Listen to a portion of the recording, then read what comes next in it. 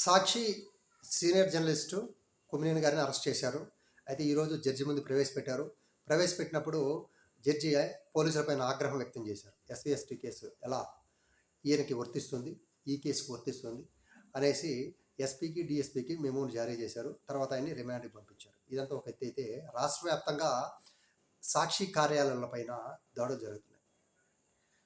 ఇక్కడ ఈ ఈ యొక్క సాంప్రదాయం ఇంతకుముందు మనం ఒకసారి బ్యాక్ వెళ్ళినట్టయితే విజయవాడ టీడీపీ కార్యాలయం పైన ఒకసారి దాడి జరిగిన తర్వాత అప్పుడు వైసీపీ గవర్నమెంట్లో ఉన్నప్పుడు చూడండి ఆ కేసులు ఇప్పుడు కూడా కొందరిని వెంటాడుతూ ఉన్నాయి.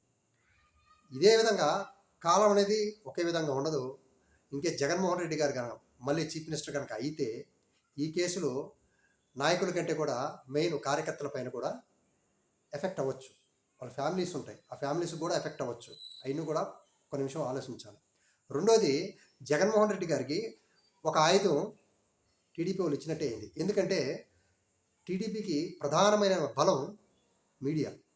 ఆ మీడియా కనుక టీడీపీకి కనుక లేకుంటే 75% టీడీపీ పని అయిపోయినట్టే. ఎందుకంటే ఒక అబద్ధాన్ని తిప్పి తిప్పి తిప్పి తిప్పి చెప్పి నిజం చేయగల సామర్థ్యం ఆ మీడియాకు ఉంది.